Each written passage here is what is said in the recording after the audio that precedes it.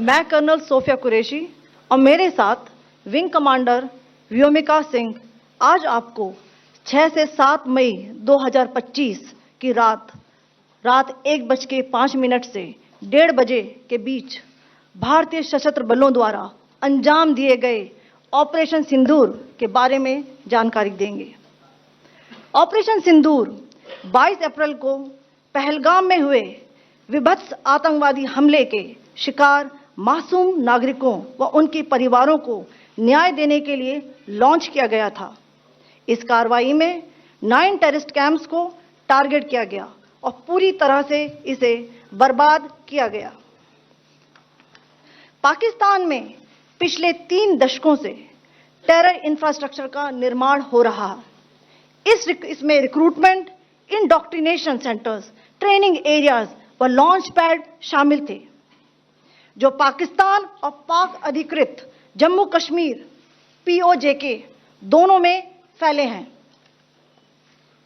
Operation Sindoor was launched by Indian Armed Forces to deliver justice to the victims of Pahalgam terror attack and their families. 9 terrorist camps were targeted and successfully destroyed. Over the last 3 decades, Pakistan has systematically built terror infrastructure. It is a complex web of recruitment and indoctrination centers, training areas for initial and refresher courses, and launch pads for handlers. These camps are located both in Pakistan as well as Pakistan-occupied Jammu and Kashmir areas. Some of the well-known training camps are located, as you can see on the screen. They are distributed from Savai Nala in the north, counting to approximately 21, ending at Bhavalpur to the south. इन लक्ष्यों का चयन विश्वसनीय intelligence सूचनाओं के आधार पर हुआ ताकि आतंक गतिविधियों की रीढ़ तोड़ी जा सके, और यह खास ध्यान दिया गया कि निर्दोष नागरिकों और सिविलियन इंस्टॉलेशन को नुकसान न पहुंचे। The selection of these targets for Operation Sindoor was based on credible intelligence inputs and role of these facilities in perpetrating the terror activities. The locations were so selected to avoid damage to civilian infrastructures and loss of any civilian lives. This was done with due diligence, and the camps selected for targeting and their engagement will now be shown to you one by one. POJK के target मैं आपको बताना चाहूंगी। सबसे पहले सवाई नाला camp Muzaffarabad, जो कि POJK के लाइन ऑफ कंट्रोल से 30 किलोमीटर दूर है। यह एक लश्कर तौयबा का ट्रेनिंग सेंटर था। 20 अक्टूबर 2024 सोनमर्ग, 24 अक्टूबर 24 गुलमर्ग, 22 अप्रैल 2025 पहलगाम, इन हमलों के आतंकियों ने यहीं से प्रशिक्षण लिया था। सैयदना बिलाल कैंप मुजफ्फराबाद, यह एक जैश मोहम्मद का स्टेजिंग एरिया है। यह हथियार, विस्फोटक और जंगल सर्वाइवल ट्रेनिंग का केंद्र भी था। गुलपुर कैंप कोटली, यह LOC से 30 किलोमीटर दूर था। लश्कर तौयबा का बेस था, जो रजौरी, पुंछ में सक्रिय था। 20 अप्रैल 2023 को पुंछ में और 9 जून 2024 को तीर्थ यात्रियों के बस हमले में यहीं से आतंकी को ट्रेन किया गया था।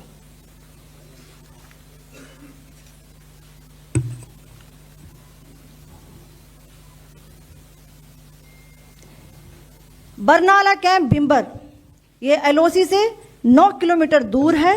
यहाँ पर हथियार, हैंडलिंग, IED व जंगल सर्वाइवल का प्रशिक्षण केंद्र था। अब्बास कैंप कोटली,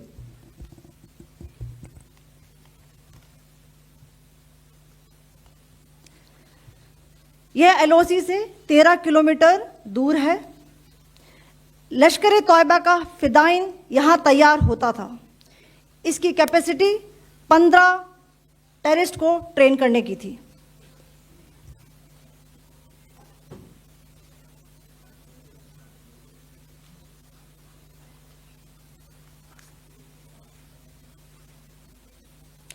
अब मैं पाकिस्तान के अंदर के टारगेट से अवगत कराना चाहूंगी। पहला, सर्जिकल कैंप सियालकोट। यह अंतर्राष्ट्रीय सीमा से 6 किलोमीटर की दूरी पर है, सांबा कठुआ के सामने।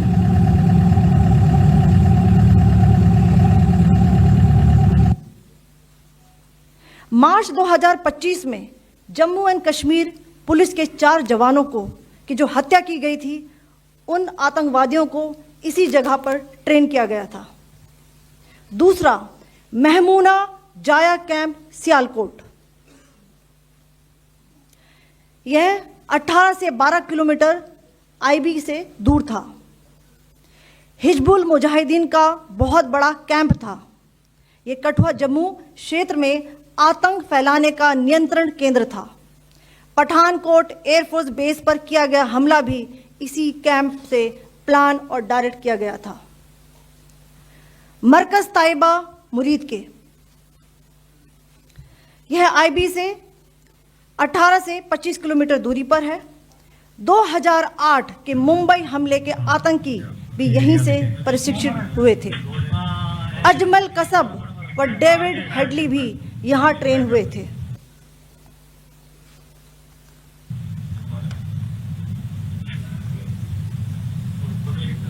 आगे दूसरा आया।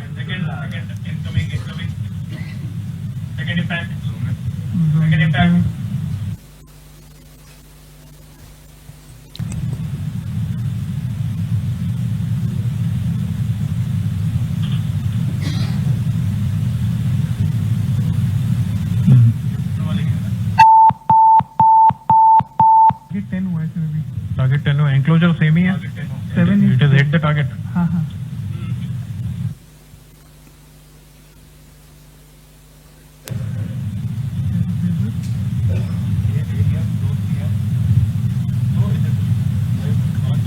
आ गया सर, इम्पैक्ट